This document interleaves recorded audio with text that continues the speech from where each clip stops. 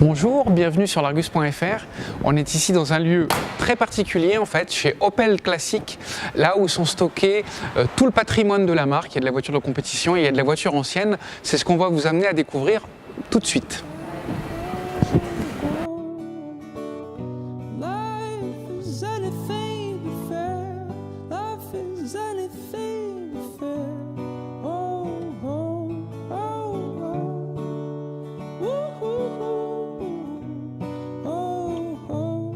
L'histoire d'Opel débute en 1862 avec des fabrications de machines à coudre, différentes machines. Il y a également de la bicyclette, mais la première voiture, elle date de 1899.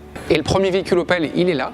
Il est en pleine restauration parce que Opel Classic, c'est pas uniquement de l'exposition, c'est de la restauration et de la remise en état de véhicules pour qu'ils soient dans leur plus bel état. Là, la marque est en train de le préparer pour l'année prochaine, pour fêter ses 120 ans.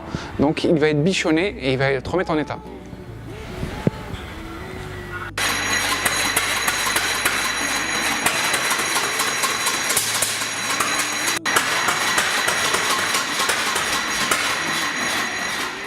A l'origine, les Opel avaient le volant à droite, pour la simple et bonne raison que le frein à main était sur le côté droit et on avait plus de force à la main droite pour pouvoir l'utiliser.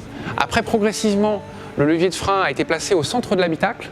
Alors, il y a eu une période de flottement où le volant était toujours à droite, mais par commodité et toujours pour pouvoir utiliser le bras droit, on a déplacé le volant sur le côté gauche, comme ça on utilise la commande de frein à main droite.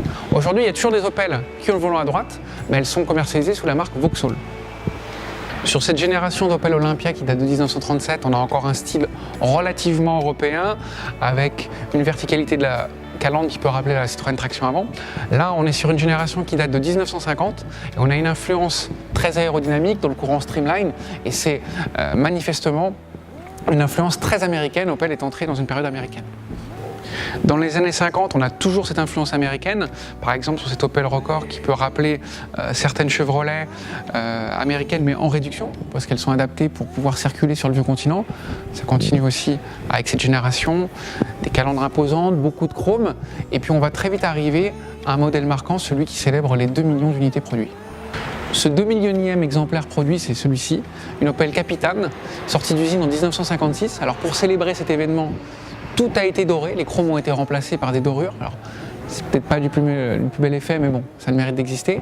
On va voir que le logo, en fait, ce n'est pas le Blitz qu'on le connaît aujourd'hui, mais c'est un Zeppelin, parce que ça représentait dans les années 30 le Zeppelin, le nec plus ultra de la technologie, cet aéroplane qui était prometteur, et c'est ce que voulait témoigner cet emblème, en fait.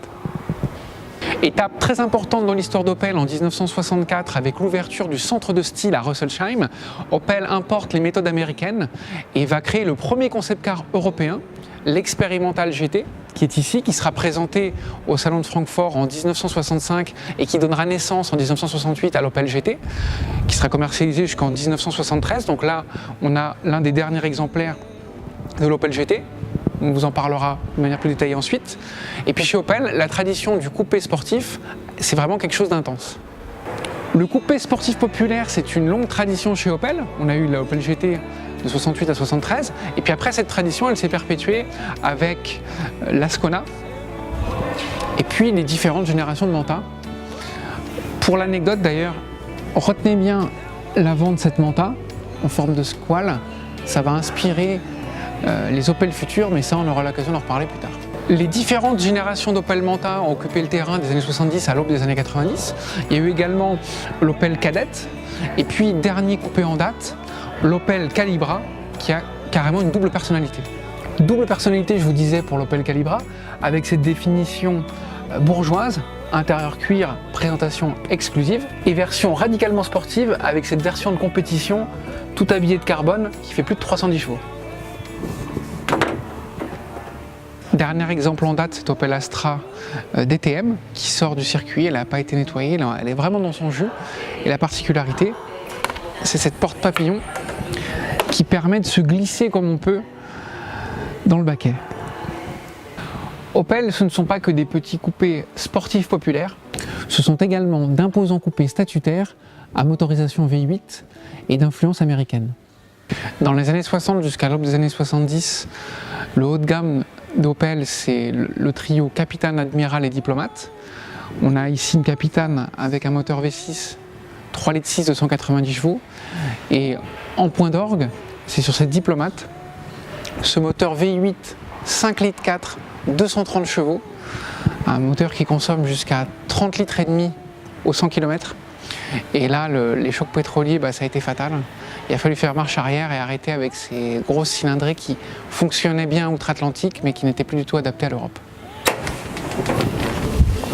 Voici une réplique de la mythique Veuve Noire, une Opel qui s'est illustrée en compétition dans les années 60, particulièrement en 67.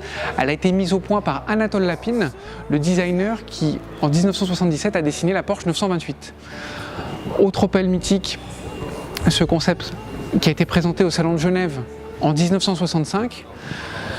Et pour les particularités et des véhicules exclusifs, nous on va vous emmener dans un endroit secret et vous allez voir encore des Opel encore plus rares. Maintenant, chers téléspectateurs, je ne résiste pas au plaisir de vous emmener dans un endroit secret, un endroit exclusif, à la cave, au sous-sol de cet Opel classique, où on va découvrir des raretés et des merveilles. Suivez-moi. Lumière.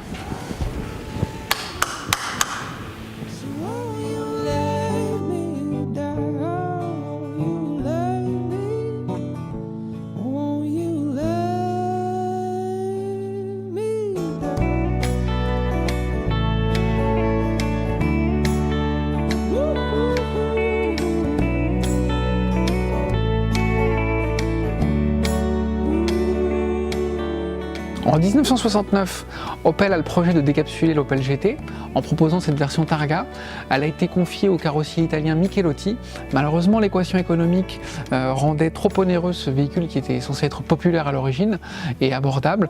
Donc malheureusement, il n'y en aura que 2 exemplaires produits qui sont conservés ici chez Opel Classique. Voici le concept car Opel Montabé de 1971. Là, une étude de style de 77 du modèle de série. On voit bien l'affiliation.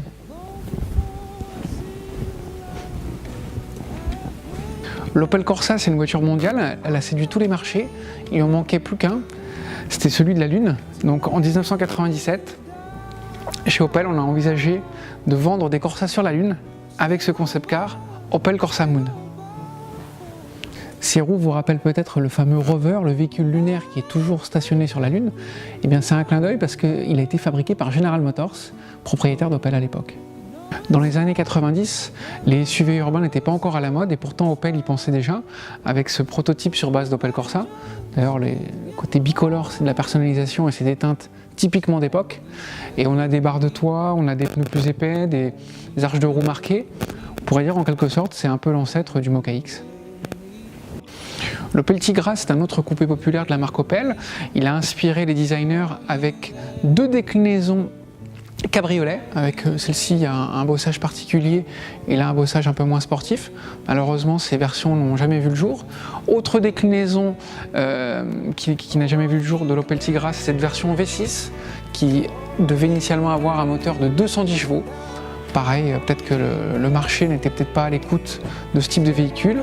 Et puis toujours dans la famille Tigra, il y a eu un prototype qu'on a rarement vu, d'une seconde génération avec un modèle un peu plus grand, un peu plus carrossé. Il y a une idée aussi de porte avec un dynamisme au niveau de la custode. Ça peut rappeler aussi par certains côtés la Renault Wind. Donc ils ont peut-être bien fait de ne pas la faire finalement.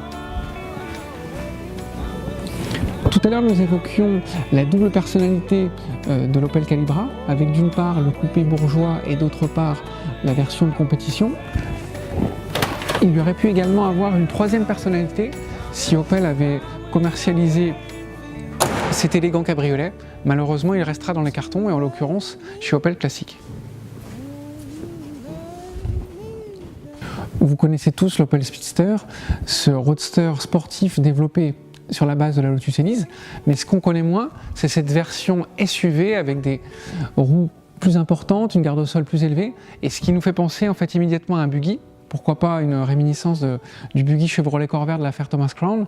Et puis là, il y a une carrosserie qui est spécifique, avec une peau qui est complètement grainée. C'est assez étonnant.